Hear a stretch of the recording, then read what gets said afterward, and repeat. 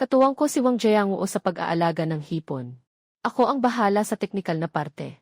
Siya ang bahala sa palaisdaan at sa puhunan. Hahatiin natin ang kita ng patas. Sa unang taon, inayos ko ang pitak na ito na walang laman. Naging pinakamataas sa buong county ang ani. Ang top na pitak ng hipon. Malinis na kumita ng 2 milyon. Pagdating ng katapusan ng taon, maghahatian tayo. Ziyuan, 1 taon na tayong nagpapakahirap, hawak mo pa rin. 60,000, 5,000 sa isang buwan. Ang sahod mo. Ang password ay kaarawan ng ate mo. 60,000. Noong nakaraang taon, halos namatay lahat ng alaga mong hipon. Ako ang nagsalba sa pilapil na ito. Napaganda ko ang kalidad ng tubig. Sa 30 mo na palaisdaan, 2 milyon ang kinita. Kuya Jianguo, sabi natin noong una, kalahati ng kita. Anong kita? Sa akin ang palaisdaan. Ako ang bumili ng feed at binili ang mga sisiw. Kuryente, tubig at pasahod sa tao. Ako rin ang gumastos lahat. Trabahador ka lang. Tapos gusto mo pang humati sa kita. Noong una, malinaw ang usapan. Kapag katuwang ka, dapat may puhunan ka. Ano ang ambag mo? Nakatunganga ka lang. Ako ang kumakain at nag-iipon ng 5,000. Saan mo nakita ang napakagandang deal na iyan?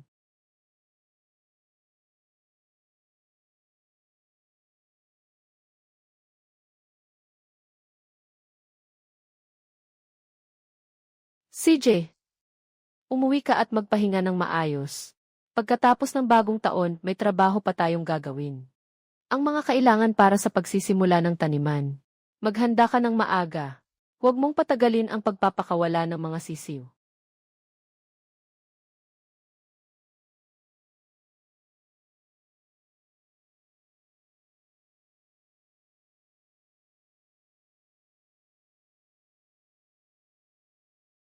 Hay!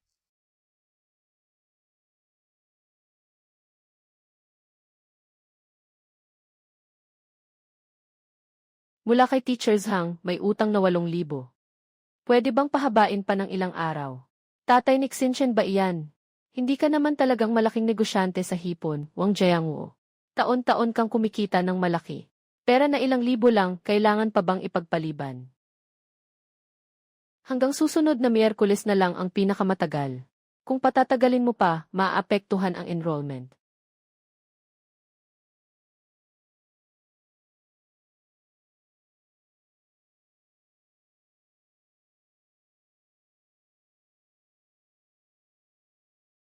Tatay, kailan kaya ako magkakaroon ng sarili kong pangingisda? Tatay, kailan kaya? Tatay, kailan kaya? Magkakaroon ng sarili kong palaisdaan.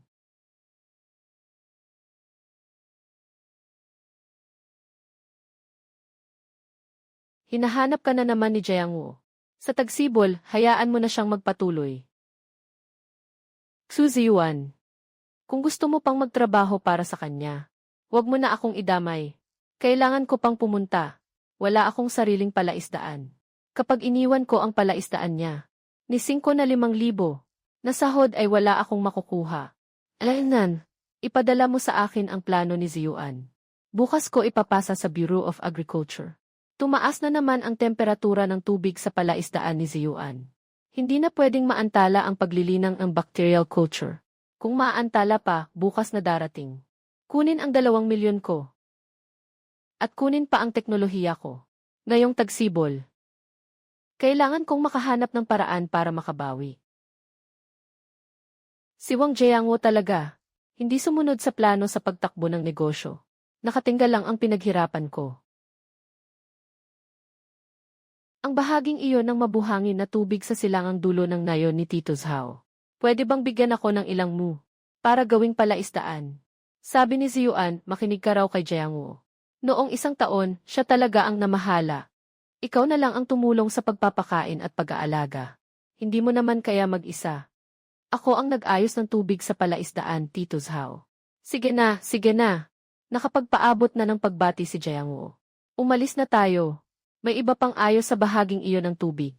Huwag ka nang mag-alala.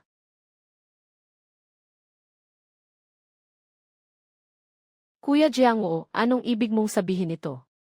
Wala namang ibig sabihin. Kailangang itago ang sikreto sa negosyo. Ang teknik na natutunan mo sa akin. Hindi pwedeng ilabas at basta gamitin ng kung saan. Sarili kong teknik yan. Sa palaisdaan ko ka nagtatrabaho. Gamit ang mga kagamitan ko. Kumakain ka pa ng pagkain ko. Ang teknik, akin kung papipirmahin o hindi. Kung hindi ka pipirma, lumayas ka na lang at humanap ng iba. Ang ate mo roon. Ang kapatid ko, sinasaktan ako. Kung ayaw mong pumirma, hiwalayan mo na ako. Pati ang 2 bata, wag na. Napangasawa ng ate mo ang lalaking 8 taon nang walang trabaho.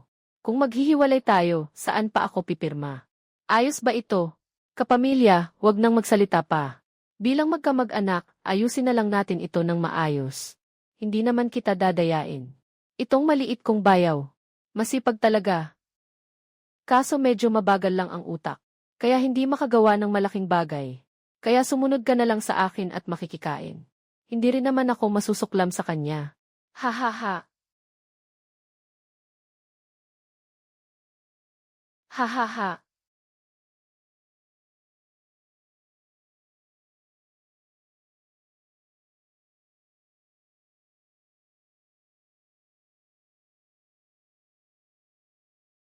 Ang hipon na iyan, ako ang nag-alaga.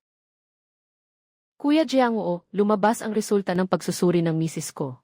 Kailangang operahan ang bukol sa glandula sa lid. Gusto kong manghingi muna ng sahod. Kapos kasi kami ngayong buwan. Sa katapusan na lang ng buwan tayo mag-usap. Mag-oopera ang asawa ko. Malaking bagay iyon. Hindi naman cancer. Pero pag pinatagal mo pa, baka mapahama.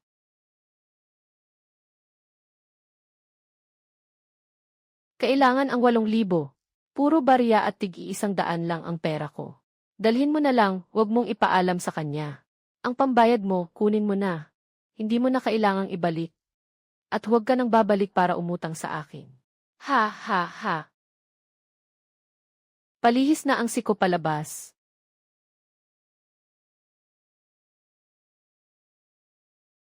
Suziyuan. Hindi kita minamadali. Pero dapat bigyan mo ako ng direksyon. Gusto kong magkaroon ng sarili kong palaisdaan. Saan ako hahanap? Hindi pwede sa ating bayan. Pupunta ako sa karatig na bayan para tingnan. Sige, sasama ako sa iyo. Para makaiwas sa mata ni Wang Jiangwo. Kaya ako araw-araw na lang trabahador. Gabi-gabi akong tumatawid ng mga lalawigan para maghanap ng palaisdaan. 1 linggo. 7 lugar ang tiningnan ko. Ang unang 6, hindi sa upa nagkaproblema, kundi sa tubig na hindi pwede. Yung ika-7, 40 kilometro mula sa bayan. Ang tawag ay Lianhuawa. May dumadaloy na tubig sa itaas. Matibay sa pagpigil ng tubig ang lupang luwad na dilaw. Mahaba ang oras na nasisinaga ng araw. At ang pinakabuod ay nasa hangganan ito ng karatig na lalawigan. Hindi na mababawi ni Jiangwo ang kasunduan.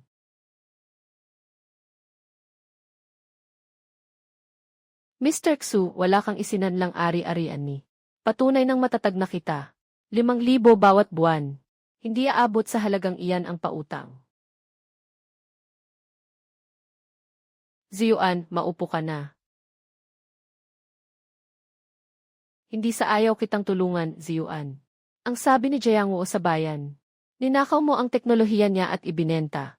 Kumalat na ang balita. Kung ako ang makikipagbiruan sa iyo sa ganitong oras. Kapag dumating siya sa bahay. CJ, abala na.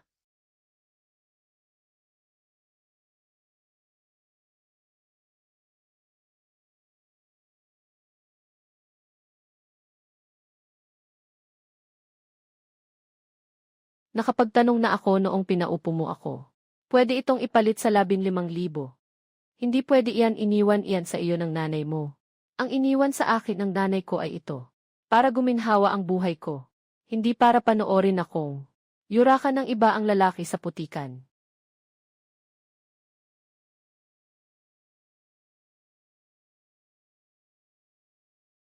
Mahirap yan alagaan, gusto mo pa talagang kumita. Alam ko. Kung maaari ba o hindi, ito na ang huling puhunan natin. Kaya natin. Hindi ko alam kung kakayanin o hindi. Pero kailangan kong sabihin ito. Ang mga susunod na araw ay parang pagsubok sa apoy. Kapag walang pera, maghukay ka na lang gamit ang makinang panghukay. Kaya ko lang araw-araw mula 6:30 ng umaga hanggang dilim. Sa 60 munang palaisdaan, ay maghukay ng isa-isa sa putik.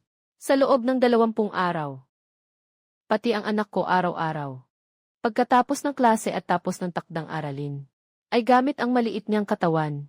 Tumutulong siya. Anak, tama na. Pagkalipas ng 2 buwan, sa unang salang ng hipon sa palaisdaan. Tinitingnan ko ang mga hipon na iyon. Alam ko na ang lahat. Lahat ay napunta na sa tamang ayos. 6:30 ng umaga. Isang araw sa buhay ng nag-aalaga ng hipon. Pumili at ipadala.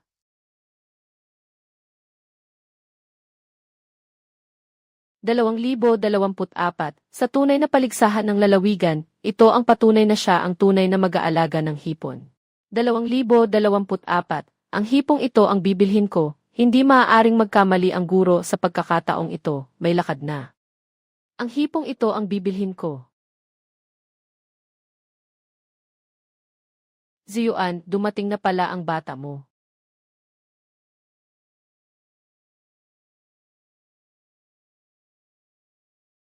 Kalokohang pinag-uusapan. May programa ng suporta para sa mga bagong magsasaka sa lalawigan. Ang kondisyon ay kailangan mong, sa loob ng 3 buwan, ayusin ang datos at gawing kumpletong ulat, para makapasa sa pagsusuri. Kung kaya mong ipasa ni Jiangwo sa entablado. Malalaman agad kung sino ang totoo at peke. Sa isang tingin pa lang, pagkalipas ng 3 buwan, opisyal na pagpili ng huwarang tindig sa baryo. Kinukuha ni Jiangwo ang aking panukala at sinasabing 30,000 subsidyo. Ginagamit niya ang datos ko. Pero kahit paano niya nakuha ang datos, hindi niya alam. Siya Oksu, huwag mo nang hayaan. Na maagaw pa ito ng iba. Teknolohiya. Lihim na kasunduan. Tito Cheng. Sapat na ang 3 buwan. Akala ni Jiangwo na napatibay na ng kasunduan ang kamay ko. Bibigyan ko siya ng nakakagulat na. Kaya nagsimula ako. Sa buhay na susunod, natural na nagpapakain si Wang Jiangwo sa bungad ng palaisdaan. Magdamag na rumaragas ang nagmamaneho. 40 kilometro hanggang Lianhuawa. Nililinaw at inaayos ang ilalim sa madilim na tubig. Hindi umaabot sa 4 na oras ang tulog ko araw-araw. Tito Cheng, turuan mo ako kung paano gumawa nito. Sistema ng pangangalap ng datos. Sunod-sunod sa 70 araw. Bawat 4 na oras, isang set ang kinukuha. Sino ang tinatawagan ni Ziyuan? Nagbebenta ng pakain. Oras ng pagdating ng paninda. Ay! Isang tingin lang, nanlamig ang batok ko. Lahat dito ay minamanmanan ni Wang Jiangwo.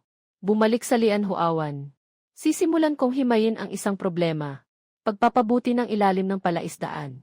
60 munang lumang putik sa ilalim ng palaisdaan. Ang organikong nilalaman ay higit triple. Umitim at bumaho. Ang karaniwang paraan ay bumili ng ECC na pangkalakal. Gumamit ng bakterya para ayusin ang ilalim. Isang munang likidong bakteryang panglinis. 3 hanggang 400 piso lang ang gastos.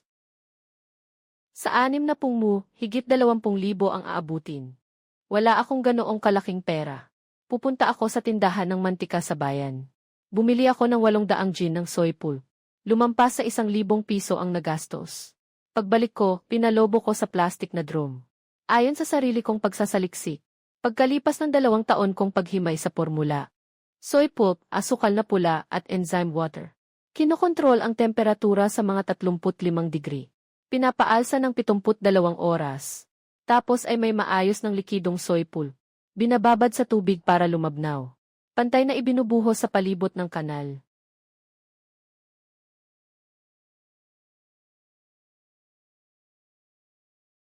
Wala pang pagbabago sa unang araw.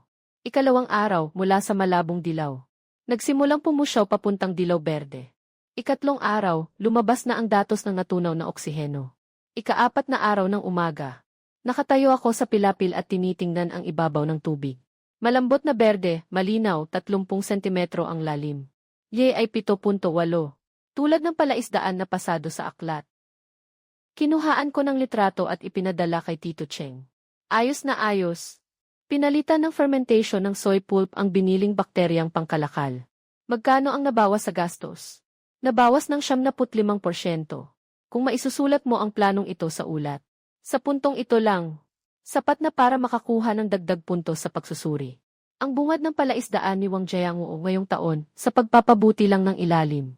Umabot na sa 12,000 ang nagastos sa bakterya. Mas mabisa pa rin kaysa sa 1,000 piso kung likidong soy pulp.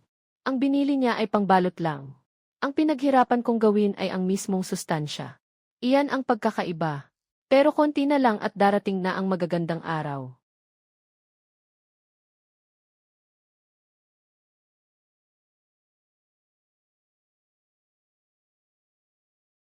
Pagkalipas ng ilang araw lang.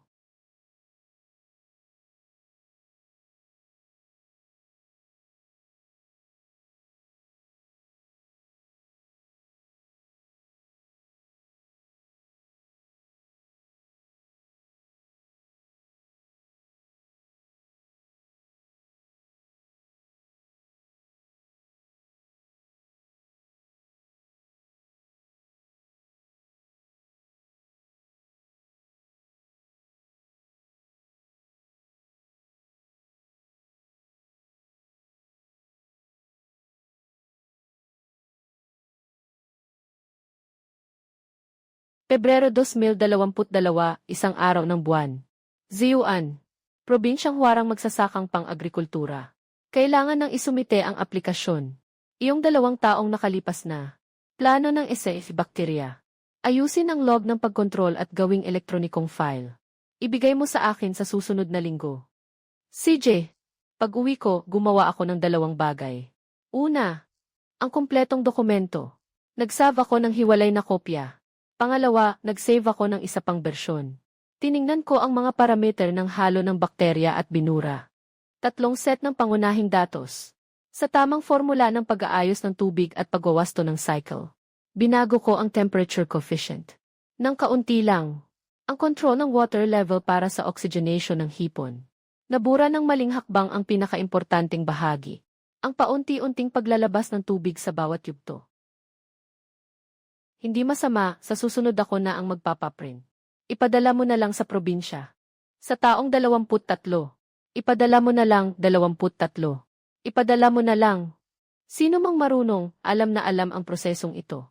Kapag mali ang galaw, bangin ang diretsong bagsak. Sa sukat na 7.5 hanggang 8.5.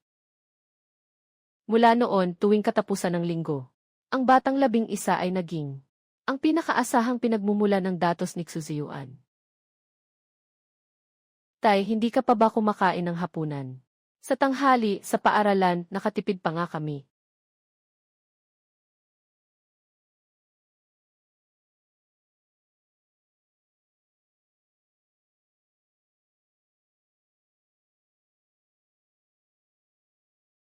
Masyadong mabilis mabulok ang putik sa pinakailalim dahil sa sobrang dami ng organikong bagay. Naubos ang dissolved oxygen. Kung hindi aaksyonan, aangat ang mga ulo ng mga bibi ng hipon sa liwanag ng araw, at malalaking bahagi ang mamamatay.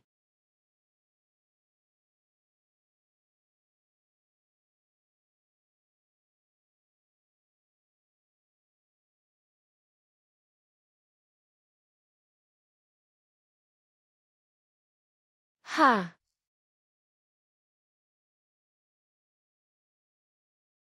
Mula ngayon, ang bawat isa na mabubuo sa palaisdaan na ito ay akin lang. Ha!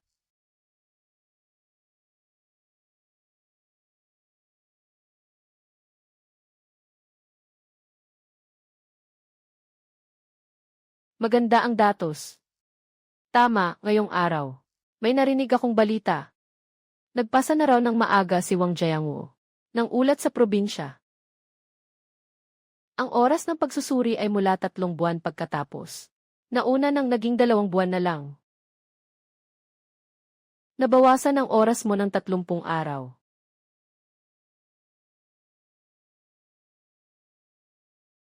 60 araw. Wang Jiangwo, gusto mong maagang pakuluan. Ang palayok ng hilaw na bigas hanggang maging kanin. Kung gayon, sa loob ng 2 buwan, puputihin ko. Ang tubig na ito para sa'yo hanggang tuluyan itong kumulo. Noon, 4 na oras isang set. Ang tuloy-tuloy na datos sa loob ng 70 araw. Ngayon, 60 araw na lang ang natitira. Kailangang gawing 2 oras isang set. 2 oras isang set. Ibig sabihin, 12 set sa isang araw. Buong araw na hindi pwedeng putulin.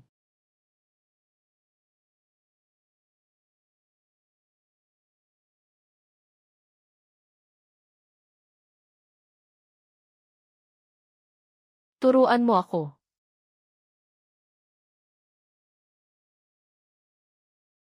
Paano gamitin ang test paper? Paano basahin ang oxygen meter? Turuan mo ako at mula bukas itatala ko na.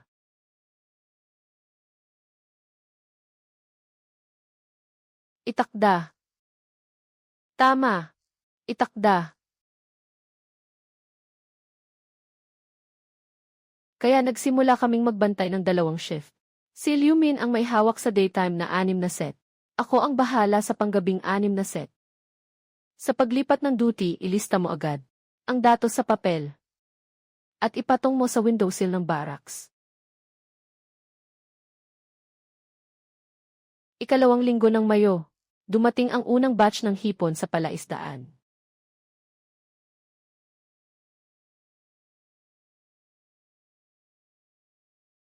38 gramo. Ang kasabay ni Wang Jiangwo ay 30 gramo ang karaniwang timbang ng hipon. Malayo ng 1 buong grado.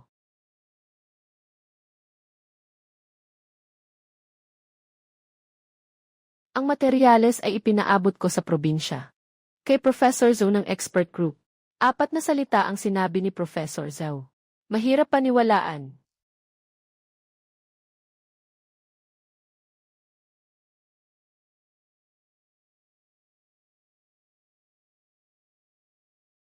Kapatid, tinanong ako ni Jiangwo, ano raw ang pinagkakaabalahan mo lately? Sabi ko, hindi ko alam. Hinampas niya ng malakas ang mesa. At sinabi na kung may ginagawa kang lihim sa likod niya. Huwag mo nang asahang may magandang kalalabasan ang buong pamilya. Ate, huwag kang matakot. Hindi ako natatakot. Ziyuan, nanggugulo ka ba talaga? Ituloy mo na lang.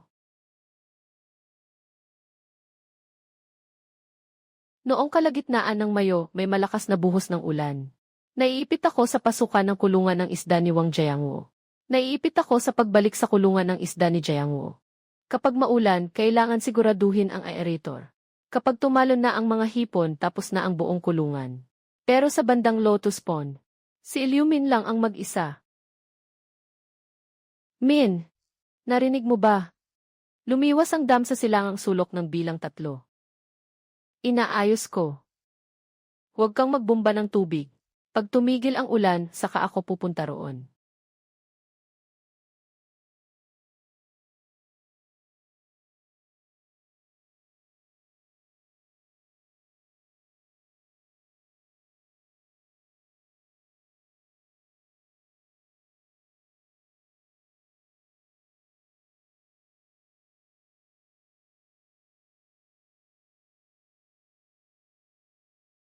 Tapos ko na ang mga datos. Tingnan mo kung tama. 633. 17.81545 At ang lambat. CJ. Paano ang mga hipon? CJ. Tiningnan ni Professor Xiao Xuzao ang datos mo. Sabi niya, ang mga ginawa mong ito. Hindi talaga kayang gayahin ni Wang Jiangwo. Sa review meeting, may 3 tanong na itatanong sa site. Pagkakaiba ng totoo at peke. Hahaha, Ziyuan ah. Narinig kong nagpapalaki ka ng hipon sa Lianhuawa. Mukhang may pinatutunguhan ka na ah. Dadaan ako mamayang hapon. At pag-uusapan na rin natin ang lihim na kontratang iyon.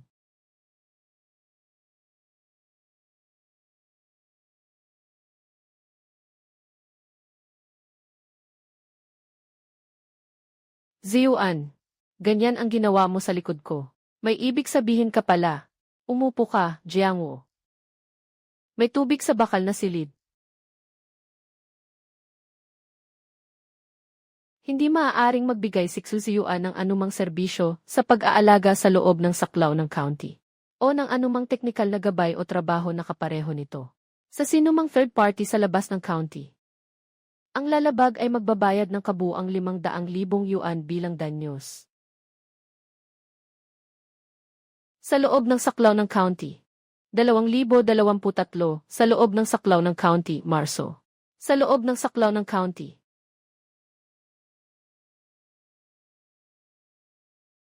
Ang kasunduan, Kuya Jiangwo, ikaw ang nagpahiling sa akin na pumirma.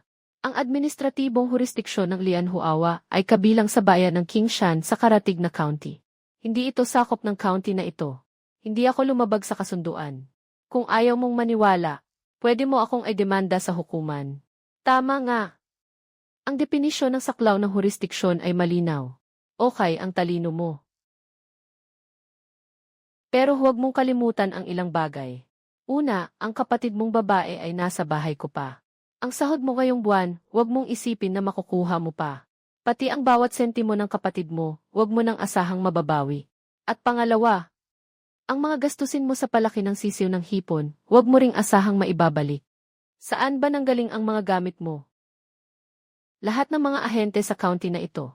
Walang hindi nakakakilala sa akin. Sa isang tawag ko lang, hindi ka makakabili ng kahit isang butil. Akala mo ba dahil may dam ka na ay pwede ka nang lumipad sa langit? Kapag walang pakain at walang sisiw. 60 mo ng tubig ay 60 mo ng basura.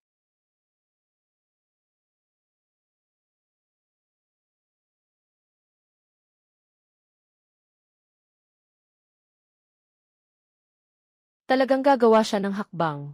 Alam ko, ang tungkol sa pakain. Ako na ang hahanap ng paraan.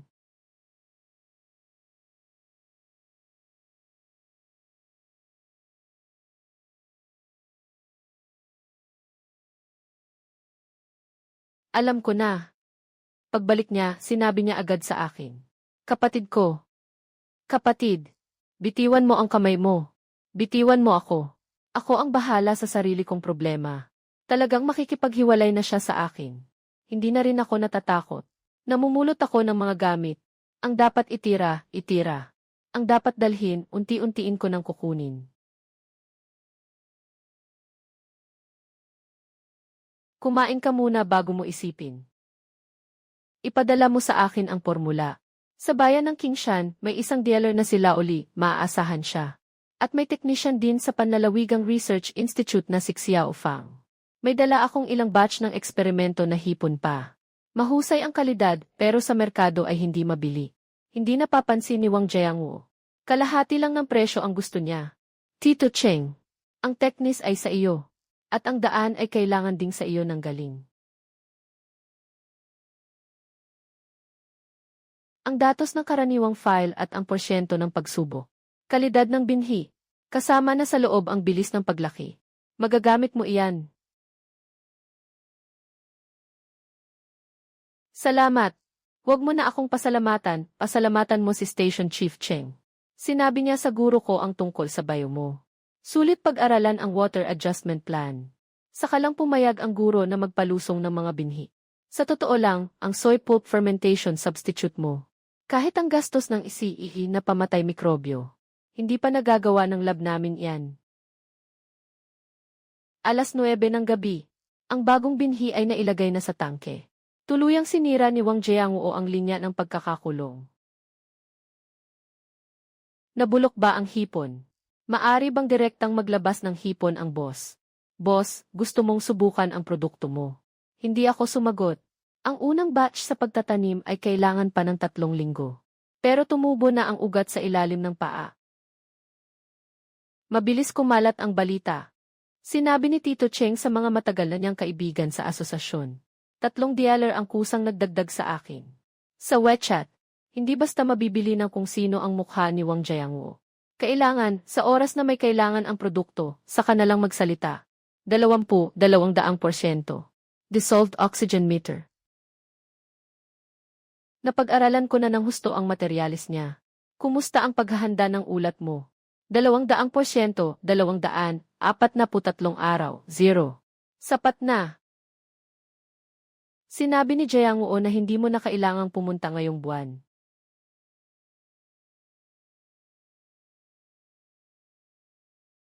Mula ngayon, tuluyan ng pinutol sa bahay ang lahat ng supply.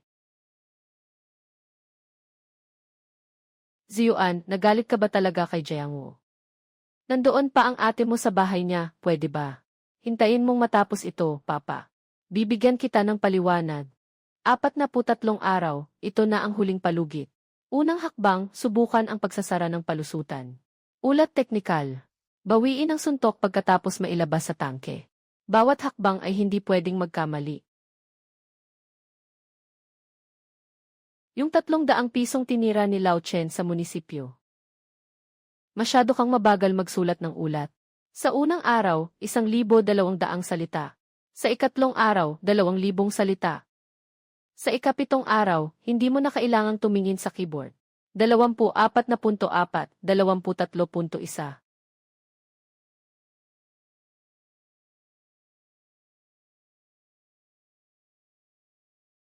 Ang palay ay sumisipsip at sumasala ng dumi at nagiging pataba. Nagbibigay ng takip at pakain para sa hipon. Napapababa nito ang gastos sa pakain. Nanalo ako. Naipadala na ang datos ng ikalawang tangke kay Tito Cheng. Sa palibot ng kanal ng ikalawang tangke, nagtanim ako ng kaunting palay bilang pagsubok. Galing ang ideyang ito sa bagyong umulan ng gabing iyon. Pagkatapos ng ulan, grabe ang naging pagbabago ng kalidad ng tubig. Pero mas mabilis ang pagbangon kaysa sa inaasahan ko, 1/4 ang bilis. Pagkatapos, sa pagbabalik tanaw sa datos, natuklasan ko. Sa paligid ng kanal may isang kumpol. Ang mga ligaw na halaman sa tubig ay nagsisimulang gumana. Sumisipsip ng malaking dami ng amonya at nitroheno. Ang magagawa ng mga halamang tubig. Kaya ring gawin ng palay. At mas mahusay pa. Ang palay ay sumisipsip sa dumi ng hipon bilang pataba. Habang nagbibigay rin ito sa mga hipon ng lilim at likas na pagkain. Sa teorya, pwedeng bumaba ng 15% ang gastos sa pagkain. Sa ika-20 araw, unang dahon na ng palay ang sumulpot. Sa ika-25 araw, malinaw na ang mga hipon sa loob ng hanay. Mas aktibo sila kaysa sa ibang lugar. Mas makinang ang kulay ng balat. Mas mabilis kumain. Noong ika-28 na araw, lumabas na ang datos.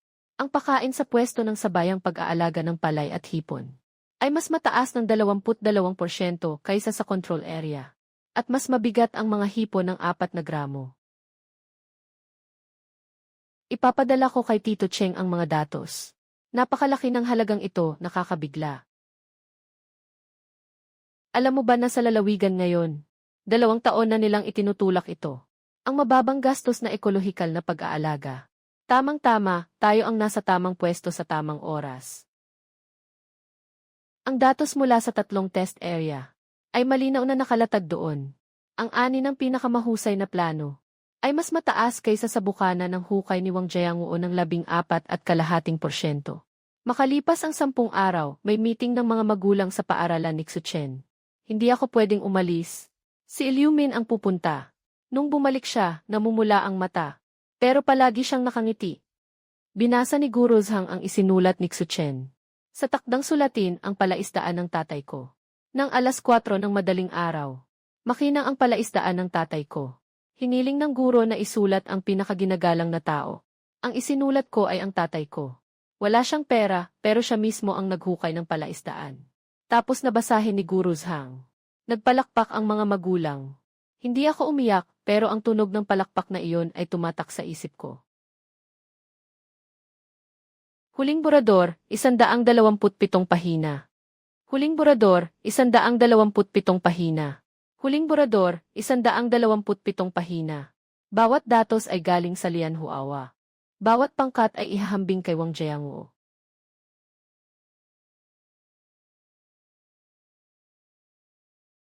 Ako mismo ang maghahatid ng ulat.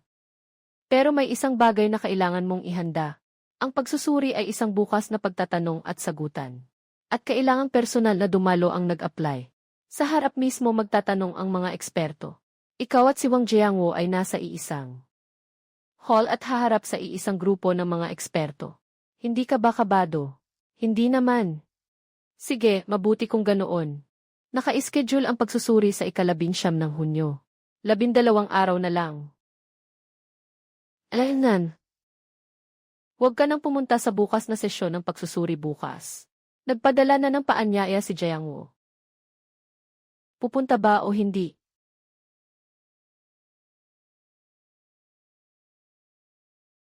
Kapag luminaw na ang langit, umalis na tayo.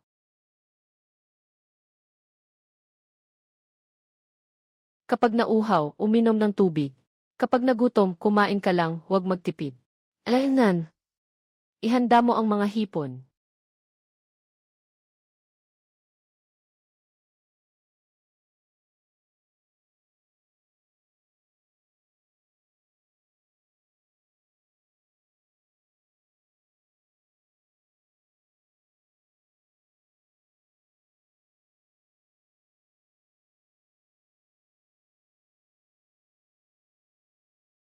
Ziyuan. Ano ang ginagawa mo rito? Enye.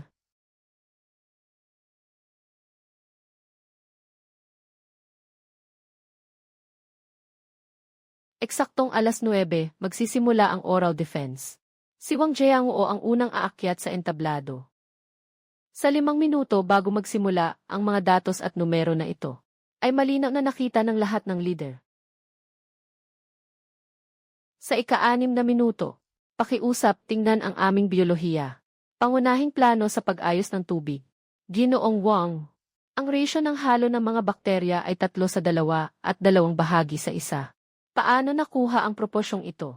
Ilang ulit itong sinubukan at inayos. Nakuha ito sa paulit-ulit na eksperimento. Sa aktual na pagpapalago at pag-aalaga, patuloy na inaayos at pinapahusay. Ilang ikot ba ng pagsubok ang ginawa? Ang datos ng paghahambing sa bawat ikot. May nadala ba o wala? Medyo marami ang datos na ito. Idadagdag ko na lang mamaya.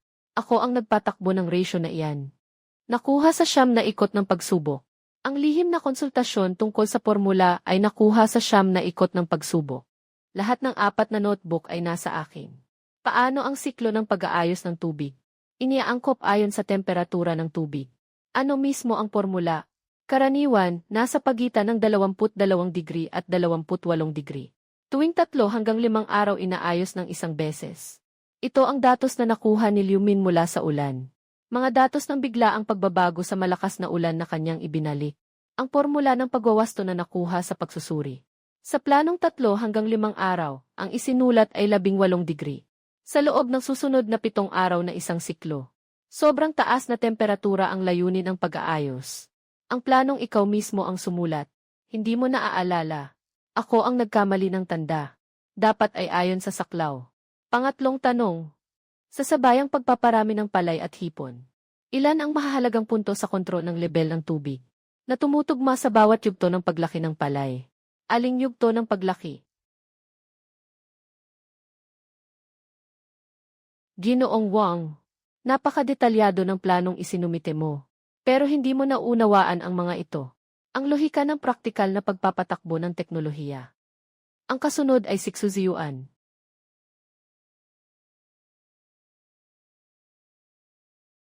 Siyam.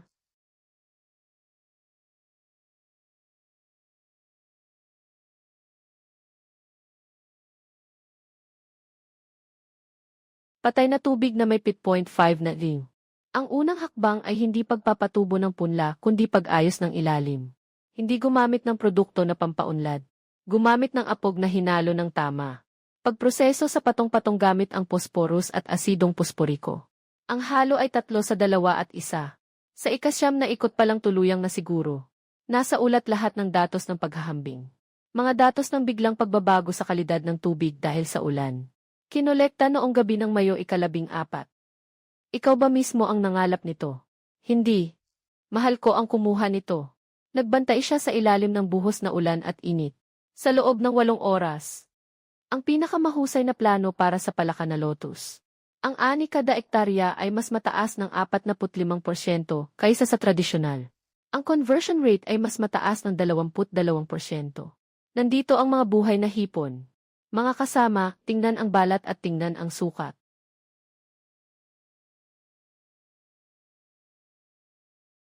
250, 250, 250, 260, 250, 260, 280, 250. Dito. Sa materyales ni Wang Jianguo, sa pahina 7, linya 3. Sa temperatura ng tubig pangalawang kondisyon, sinasabi ng kumpanya ng pagsusuri na pwedeng magimbak ng natutunaw na oxygen at gamitin sa pag-aalaga bilang solusyon na panglusaw at pangmatagalang pag-aalaga. Ang antas ng pagsasama ay 87%. Mas kompleto at mas sistematiko ang datos ni Xuziyuan. Ang totoo at ang peke sabay na lumitaw. Kinansela ni Wang Jianguo ang kwalifikasyon sa pagsusuri. Papasok si Xuziyuan sa susunod na antas ng pagsusuri. Hindi mo ba ako kayang lampasan? Pagbalik ko, ipapahiya kita sa ate mo. Kuya Jianguo, kinakaltasan mo ako ng kita. Inaagaw mo ang pinaghirapan ko. Pinipilit mo akong pumirma sa kasunduan. Sinisira mo ang kabuhayan ko. Inaangkin mo ang mga isinulat ko. Hindi mo man lang inayos kahit isang maling titik. Isa sa ayos ko na ang lahat ng utang ngayon. Ang matitira, dahan-dahan na lang.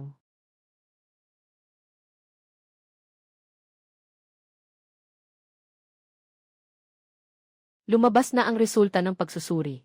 Pasok ka na sa programa ng suporta para sa mga bagong magsasaka. 80,000 walang interes na pautang. 300,000 pantulong sa teknolohiya. Sa susunod na linggo ka na pumirma ng kontrata.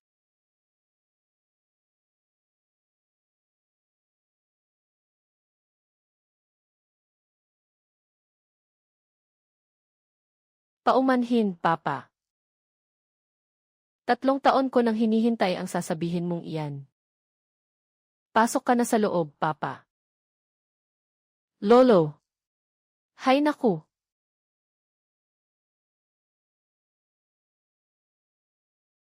Ziyuan, noong una ay hindi ako nagkaintindihan. Sa tubig sa baryo, ako na ang bahala. Magbagong apply ka ng ilang ektarya.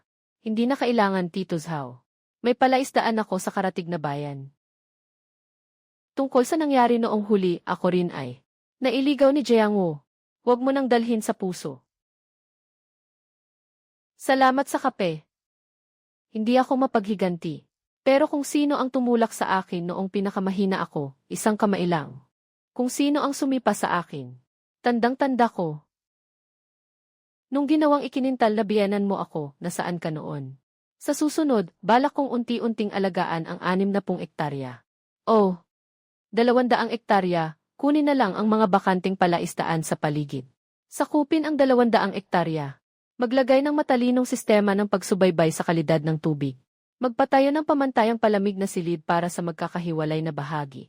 Hindi ka na gaya ng dati na puro yuko at banat lang. Ibang-iba na ang dating tahimik lang na si Ziyuan. Sa wakas, nabuksan na ang pinalawak na palaisdaan. Kasabay noon, may isa pang nabuksan.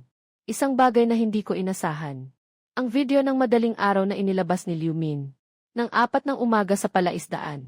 Lumobo sa 50,000 ang mga taga-subaybay. Araw-araw may nagtatanong sa comments.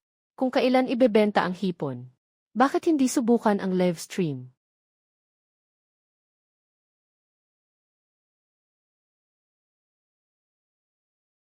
Ang hipon ko, hindi na kailangan pang ipaliwanag, tingnan na lang ninyo. Talagang bihasa sa pag-aalaga ng hipon. Totoong alaga muna bago kita. Ang hipon ko, hindi na kailangan pang ipaliwanag, tingnan na lang ninyo. Hipon mismo, tapos na. Sa loob ng 2 oras, naibenta ang 12,000. Nang ibinaba ko ang cellphone. Parang namanhid ang mga kamay ko. Naalala ko ang isinulat niyang komposisyon para sa akin. Si Papa, kahit hipon ay hindi man lang makain. Ngayon, mukhang pwede na itong baguhin. Ate, ayos ka lang ba? Si Jianguo, araw-araw nakatinggal lang sa tanggapan. Gusto pang sakupin ang 500 ektarya. Nangutang pa para bumili ng kagamitan. At nagpasok pa ng napakaraming gamot. Kada sulok ng bodega, tambak ang mga kahon. Anong gamot ba iyon? Hindi ko alam. Kapatid, wag mo na siyang pakialaman.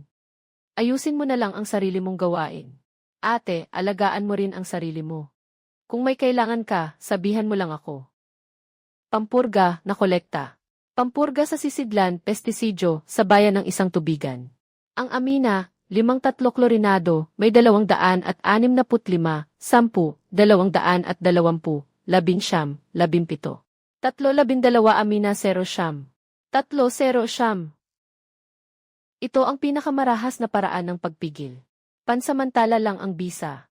Sa pangmatagalan, parang nagbaon ka lang ng bomba sa palaisdaan. Ganyan ang gamit ng gamot. Pagdating ng tag-init, lubos naguguho ang mga mikrobyo. Ang pagdami ng blue-green algae ay usapin lang ng panahon. Kapag na-sample test, magiging issue iyon sa kaligtasan ng pagkain at aksidente ang kahihinatnan. May mga paikot-ikot na hindi malalampasan sa simpleng paalala. Paano pa kaya kung makikinig siya sa akin?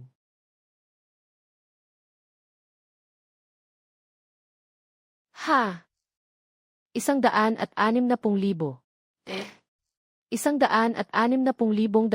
munang palaisdaan. Kompletong nakapwesto ang buong palaisdaan ng hipon. Bumaba ng 18% ang gastos sa pagkain. Halos wala ng gastos sa gamot. Sa tulong ng biolohikal na pagkontrol sa tubig, hindi na kailangang maglagay ng gamot. Higit pa ito sa kaya ni Wang Jiangwu. Ito ang pinakamalaking kita sa 30 munang palaisdaan noong taong iyon.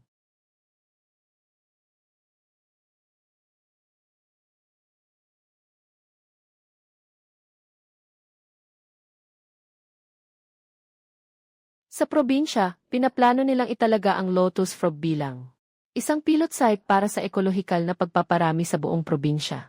Babasura na ang titulo sa susunod na buwan. Pilot site.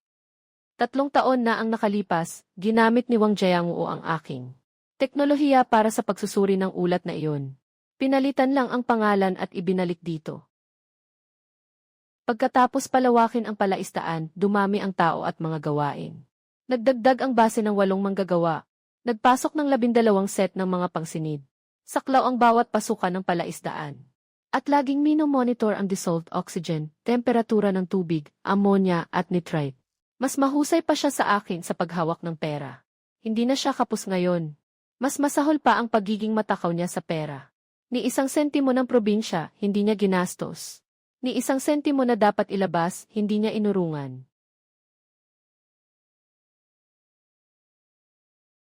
Ang tatay ko ay nagpaparami ng hipon.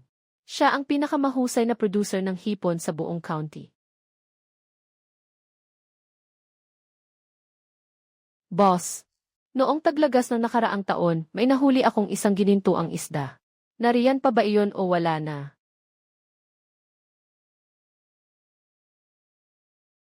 Hindi, matagal nang hindi na ibebenta.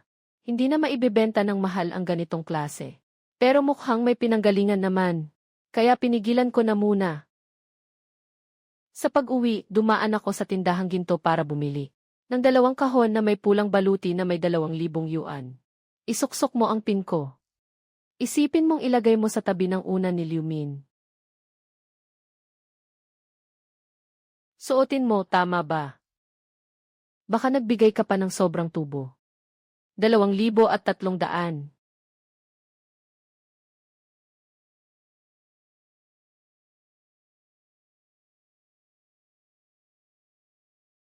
Noong nakaraang taon, nagpadala ako ng hipon. 2 kahon para kay Cheng Shu. 1 kahon para kay Guru Zhang. 13 sa 2, review. Nagpadala rin ako ng 1 kahon kay Lao Liu. May kalakip na 1 pirasong papel. Sa pagkakataong ito, hindi ako sisingil. At sa susunod, hindi mo na kailangang magbayad pabalik. Siyam. Walang problema.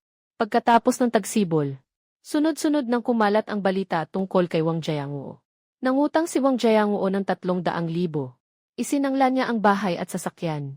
Mula sa pautang ng credit cooperative sa bayan. Dagdag pa ang mataas na interes na pautang sa pribado. Lahat ay naubos sa bagong palaisdaan na 500 mu. Nakakapanlamig ng likod ang numerong iyon na 500 mu. 30 mo lang noon ang sakahan niya. 50 ulit ang itinaas, hindi pa rin sapat. Magpadala ng panggamot sa tubig. Hindi ito basta pagpaparami ng hipon. Ito ay pagtaya ng buhay sa 500 mo ng tubig. Kapag may nag-inspeksyon, magiging kaso iyon ng kaligtasan sa pagkain. Sa panahon ng mataas na temperatura, pababain niya ang dami ng gamot na inilalagay. Maghanda ng blue-green alga warning. Sabi niya, wag na raw akong makialam. Ang totoo, kung seryoso lang si Xuziyuan sa akin. Ibibigay ko na sana ang kanyang teknolohiya sa pagkontrol ng tubig. Habang buhay niyang iisipin na ang mga gamit ng iba, ay dapat sa kanya. Sinimulan niyang lakihan ang dami ng gamot.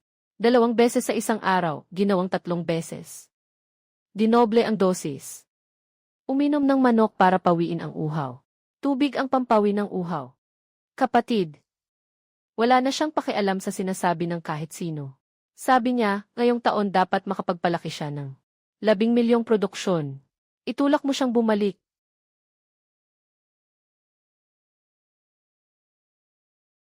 Nangyari ang problema kay DT. Lahat ng 500 ektarya ay nalugi. Nakaupo si Jiang Wu sa bunto ng asukal. Walang salitang lumabas.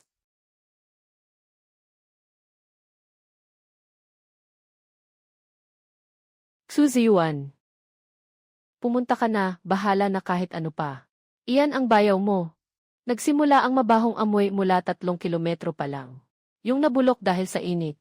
Ang asidong galing sa pagkabulok ng itlog. Mabigat ang amoy ng pagkaumay.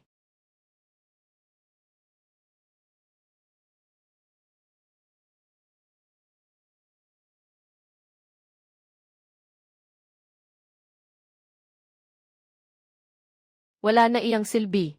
Patay na ang tubig.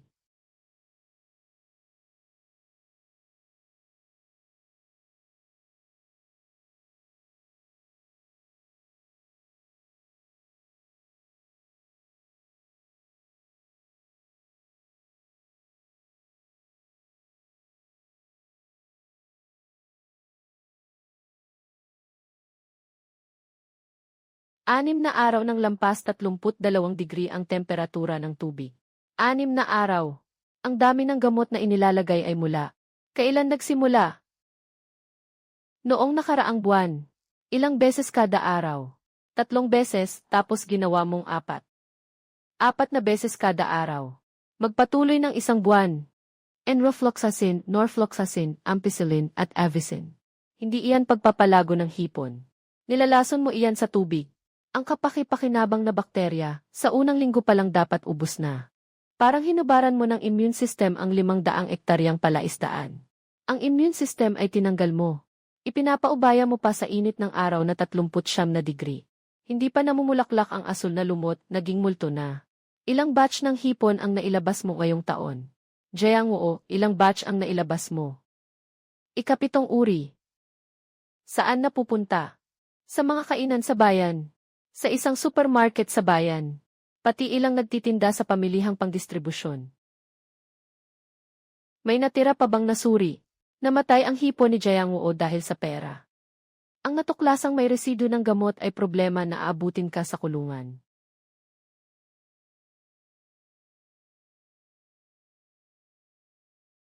Ziyuan.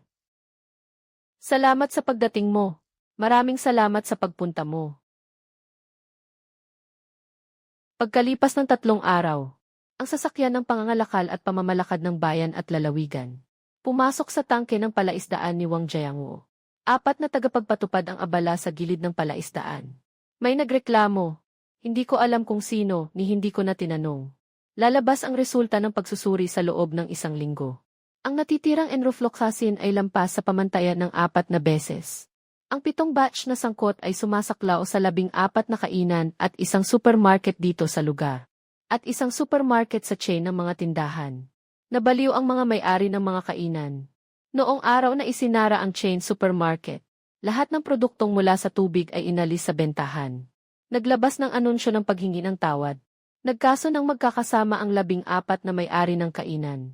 Administratibong multa na 180,000. Dagdag pa ang kabayarang danyos. At isa pang 300,000 utang. At may notice pa ng paniningil. Ipinagbili ni Wang Jiangwu ang itim na.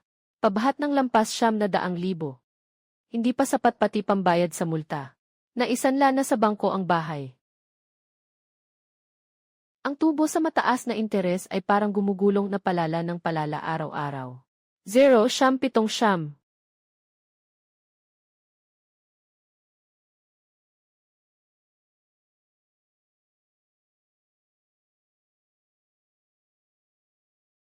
Kapatid, gusto ko na siyang hiwalayan. May kailangan ka ba sa akin, sabihin mo. Hindi na kailangan. Sa pagkakataong ito, ako na mismo ang haharap. Mabilis ang proseso ng diborsyo. Walang hatsyan ng ari-arian. Naka-freeze sa bangko ang bahay at lupa. 2 bata kay ate ko na iyan. Wala nang lakas si Jayanguo para mangangkin pa ng kahit ano. Ha!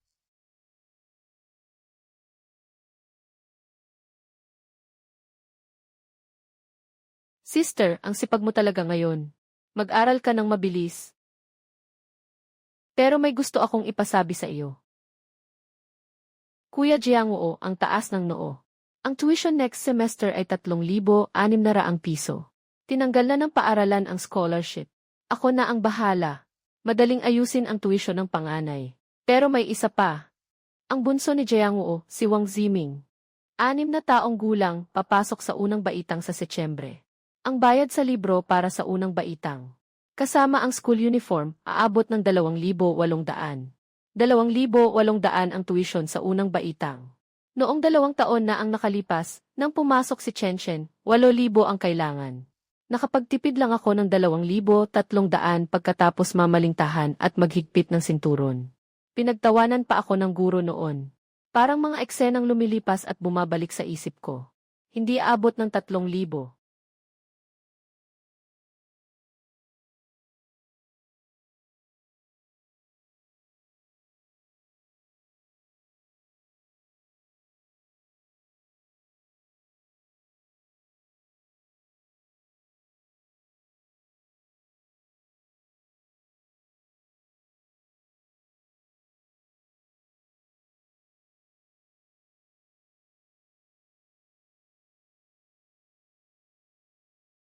Noong katapusan ng nakaraang taon, lahat sa mesa pinagtawanan ako.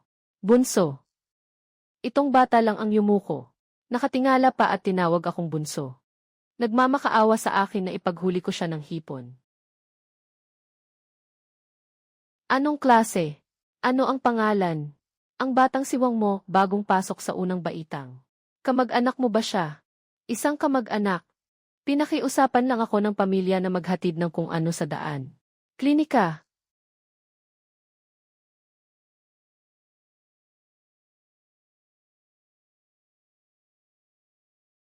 Ay, anong apelyido mo ba talaga? Kapag tinanong ng nakatatanda, hindi ko alam paano sasagot. Sabihin mo na lang na may nagturo na sa akin.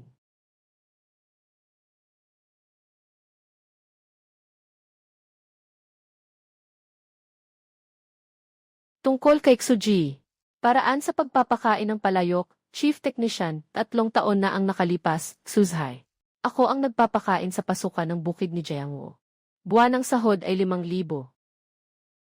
Ang mahusay na teknika ay hindi dapat itinatago. Dapat mas marami ang makinabang dito. Iyan ang itinuro sa akin ni Tito Cheng.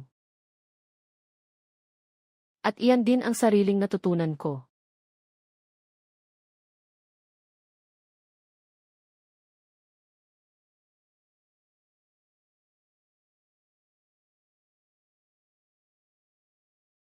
Bakit ka pa nakaupo dyan? Mag-isip-isip ka. Noon, sa pasukan ng bukid ni Jianguo ako ang nagtatrabaho. 4:30 na akong bumabangon para magbuhat ng tubig. Kumakain lang ng manto hanggang sumapit ang dilim. Nakatanggap ako ng 5,000. Hindi ko siya kinasusuklaman. Pero hindi ko magawang ipagwalang bahala. Parang hindi nangyari ang mga bagay na iyon. Huwag mo nang ituring na nangyari pa. Tandaan mo lang iyan. Tapos magpatuloy tayo.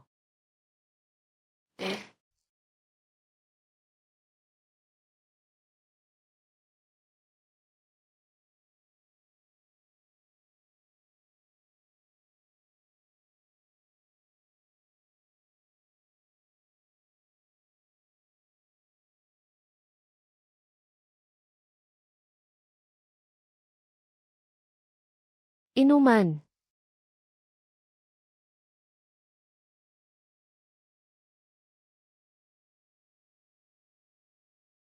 Ang sarap naman ng hipon mo, Papa.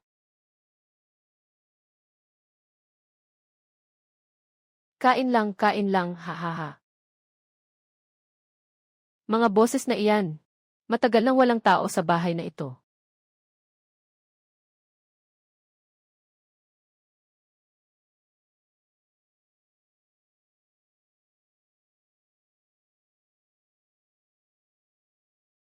Dalawang taon na ang nakalipas.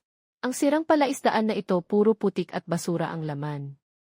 Kinuha ni Liu Min ang walis at tinipon ang upa. Hindi ko rin iyon kinalimutan. Nakaupo ako sa pasilyo ng ospital. Yung pakiramdam na iyon sa ulo ko. Kailangan kong magkaroon ng sarili kong asukal.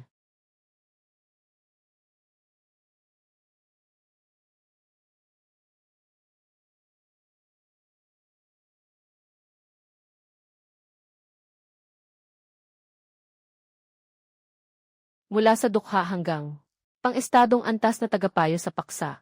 Si Xu Ziyuan, gamit lang ang isang hibla ng damong tubig at isang hipon. Isang hindi kilalang bayad. Natapos ang kanyang huling pakikipagharap sa tadhana. Tapos na ang kwento niya. Pero sa ibabaw ng 200 ektaryang tubig. Kakapanimula pa lang ng mahinang ambon.